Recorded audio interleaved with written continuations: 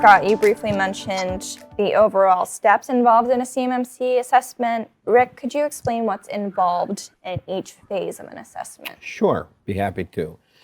It starts with the phase one, like Scott mentioned, and that is looking at the scope of the agreement that you'll be working with your C3PAO. And what we mean by scope is what are the boundaries that we place around our environment that we're using to secure the CUI. It could be your entire network, where everything that's in your network, every device, every printer, everything is within scope.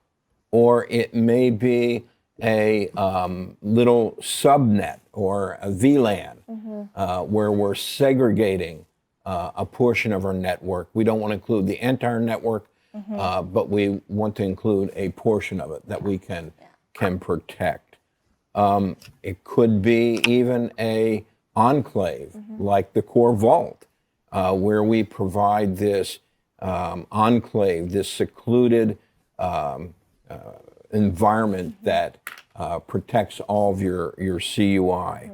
So identifying your scope, making sure that it is going to be in agreement with the C3PAO is probably one of the first steps you want to do. The second part of it is a readiness review. A readiness review is kind of like a checklist. It's going through and making sure that you have done due diligence. It's making sure that you have enough evidence to support this assessment. You don't want to get into a middle of an assessment only to find out you missed a whole big piece. So the readiness gets you ready for that with the C3PAO. It would be your SSP. Do you have one? What are you using? Things like multi-factor authentication. So there's different things that would be in the checklist, fundamental things that they would be looking for. And then they'd be looking for the objective evidence. Once again, can you provide some evidence that some of these things are in place? It may be a document. It may be a report. They may ask you for your SSP, your system security plan. Provide that to us so we could review that. So it could be maybe policies even. So those would be some of the types of things that they might request that you include for that phase one. So that's phase Rick, one. can I just jump in with a quick question Sure. for you?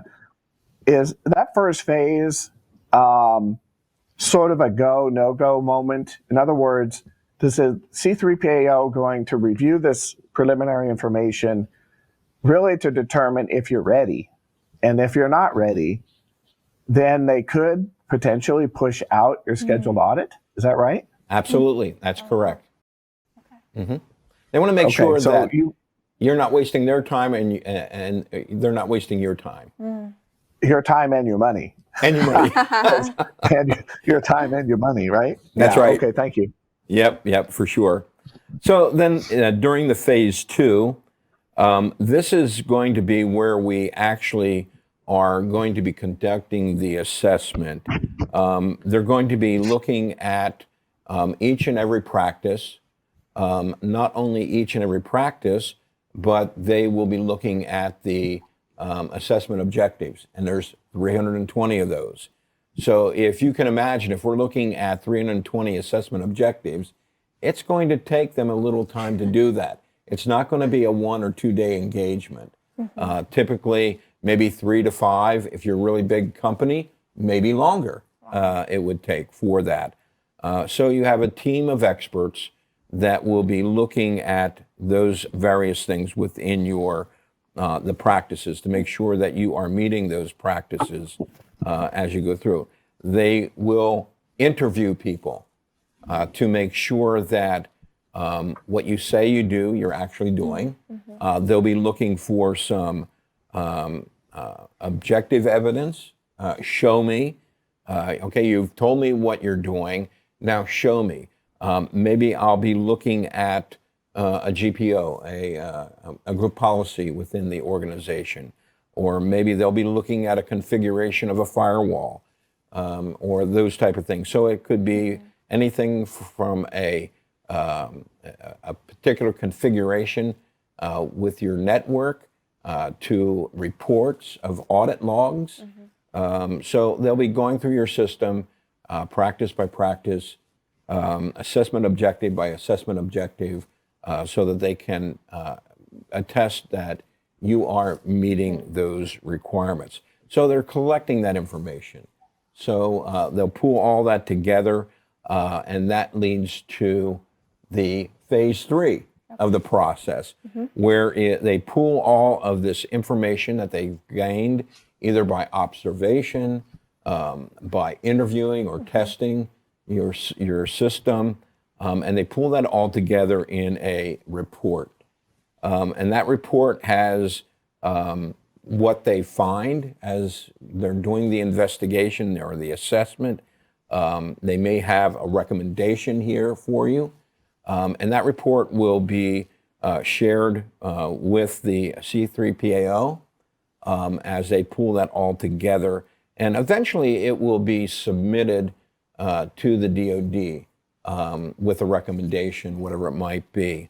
And that kind of leads you to phase 4, in that if there are practices that you have not met, maybe you're almost there but not quite. They would capture that information, and you would have to put together a plan of action and milestone type activity where you're going to look at this and you're going to put a plan of action, how I'm going to resolve that particular area. We do know that they will allow low-level issues to be a POAM, and you can still get certified, we think.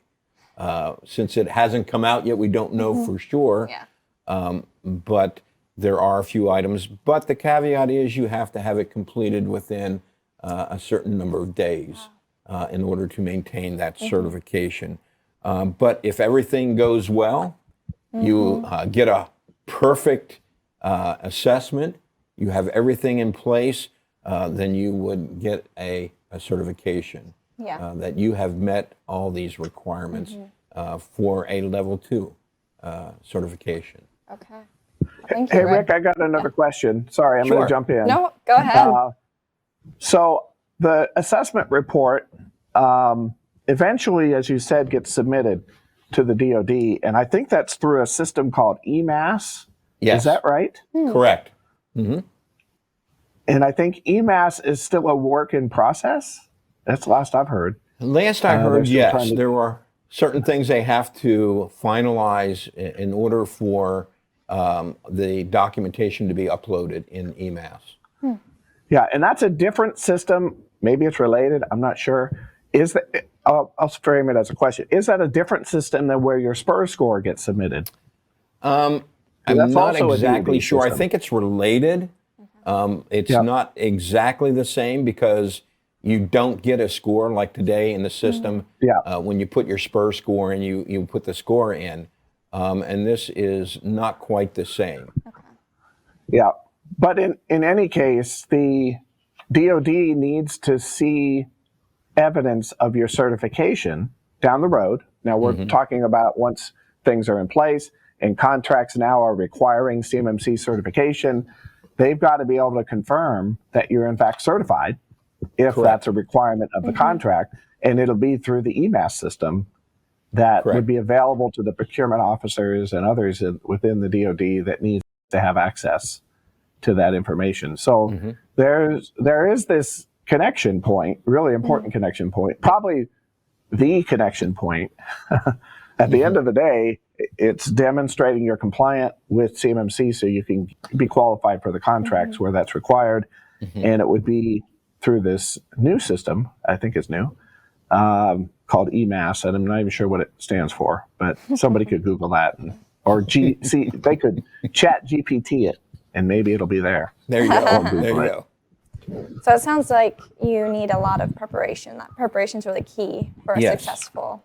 Yes, there is. CMMC assessment. And that's another good reason maybe to have a consultant come in and help you for that pre-assessment that we were talking about, to do a walkthrough in preparation. So you kind of get an idea what you're in for when that C3PAO comes knocking on your door, ready for that assessment process. Yeah.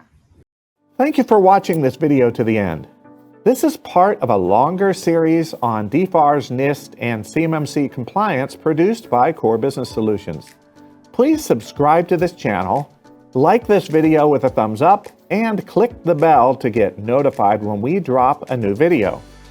Also, we'd appreciate it if you would share this video with your colleagues who need to stay up to speed on DFARS, NIST, and CMMC.